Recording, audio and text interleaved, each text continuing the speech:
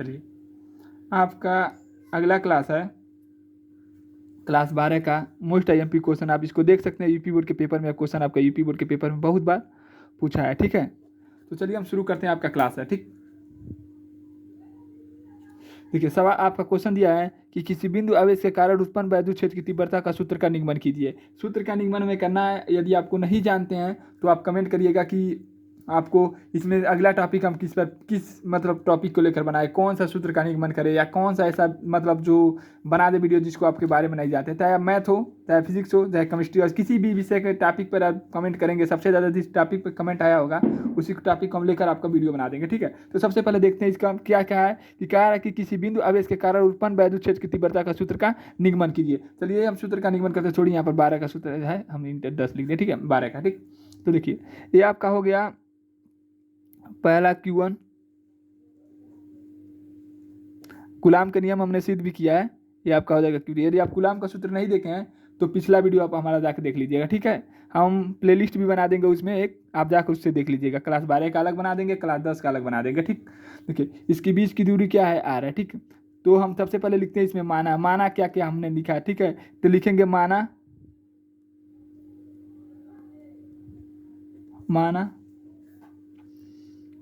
Q1 तथा Q2 दो आवेश हैं।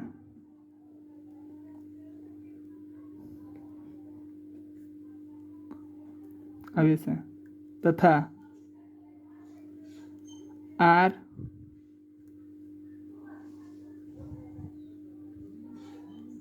उनकी बीच की दूरी है। तो ठीक है, हमको जो जो मालूम था उसको हमने लिख दिया कि Q1 Q2। ठीक है, Q1 और Q2 या Q डैश कुछ भी मानिएगा, आप पर मानने पर निर्भर करता है। ये दोनों आपका क्या है, आवेश हैं।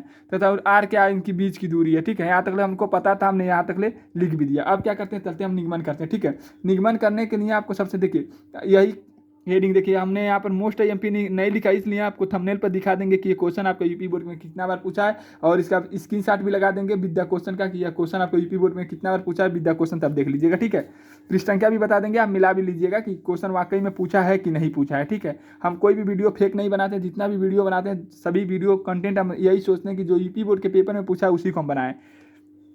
ठीक है, तो सबसे पहले हम क्या करेंगे, अब चलते हैं निगमन में। हमने इससे पहले एक सूत्र का निगमन पढ़ा है कि कूलाम का नियम। सबसे पहले हम क्या करते हैं, कूलाम का नियम ही लिखते हैं यहाँ पर।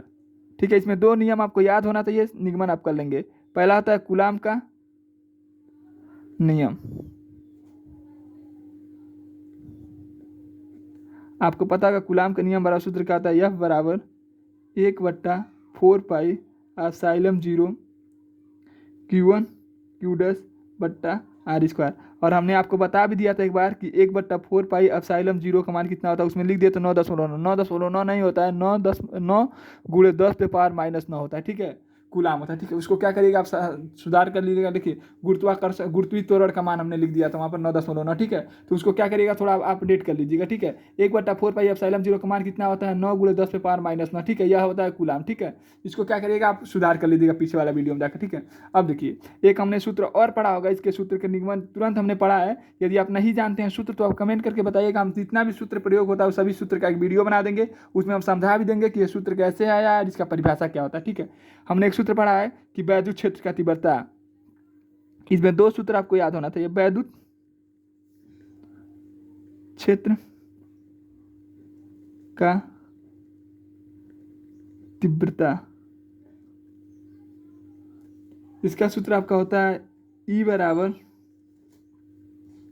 F/Q, यानी बल और आवेश के अनुपात को क्या कहते हैं, वैद्युत क्षेत्र का तीव्रता कहते हैं। परिभाषा आपको स्कूल में बताया भी गया होगा, यदि नहीं बताया गया हो तो आप कमेंट करिए। यदि आप गांव में घूमते हैं तो आप कमेंट करिएगा। ठीक है, कि आप स्कूल नहीं जाते हैं तो हम आपके लिए भी एक तरह से वीडियो बना देंगे, जिसमें कम समय में जो मोस्ट आईएमपी टॉपिक है उसको हम क्या करेंगे, लेकर आपका वीडियो बना देंगे, जिससे आपको कम समय में ज़्यादा से ज़्यादा जानकारी हो जाए। ठीक है, तो आपको पता है कि वैद्युत क्षेत्र का तीव्रता का परिभाषा क्या होता है, कहेंगे बल और आवेश के अनुपात को क्या कहते हैं, वैद्युत क्षेत्र का तीव्रता कहते हैं। ठीक है, अब कहेंगे कि समीकरण 1 का मान समीकरण 2 में रखने में, देखिए एफ का मान कितना है 1/4 पाई एप्सिलॉन 0 Q1 Q2 बट्टा आर स्क्वायर, इसके जगह पर रख देंगे। ठीक है, एफ की जगह पर हम क्या करेंगे, वो मान रख देंगे 1/4 पाई एप्सिलॉन 0 Q1 Q2 बट्टा आर स्क्वायर। ठीक है, इसको क्या करेंगे, लिखेंगे यहाँ पर, लिखेंगे कि समीकरण 1 का मान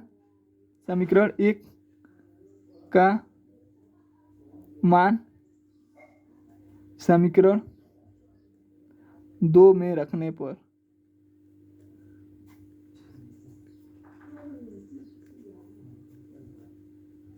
क्या करेंगे, आपका समीकरण 2 का जो 1 का मान उसको क्या करेंगे, समीकरण 2 में रख देंगे। तो आपका हो जाएगा ई बराबर एफ की जगह पर हम क्या रखेंगे 1/4 pi epsilon 0 Q1 Q dash बट्टा आर स्क्वायर बट्टा नीचे आपका क्या है Q।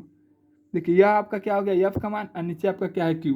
ठीक है, नीचे आपका क्या है Q, देखिए एक Q से Q कट गया। ठीक है, तो इधर आपका बचा है वैद्युत क्षेत्र की तीव्रता बराबर, कोई सूत्र पूछ लेते कहना होता है तो कहेंगे 1/4 पाई एप्सिलॉन 0 Q1 बट्टा आर स्क्वायर। ठीक है, यही आपका क्या हो जाएगा, सूत्र हो गया। ठीक है, यदि आपको सवाल समझने में कहीं पर भी कोई दिक्कत हुआ हो तो आप क्या करेंगे, कमेंट करेंगे। यदि आपको हमारा वीडियो अच्छा लग रहा है तो आप हमारे चैनल को सब्सक्राइब कर लेंगे। धन्यवाद। चलिए आपको अगला वीडियो में अगला टॉपिक में मिलेंगे। यदि आपको हमारा वीडियो अच्छा लग रहा है तो आप हमारे चैनल को सब्सक्राइब करना ना भूलिएगा और वीडियो को लाइक करना ना भूलिएगा। धन्यवाद।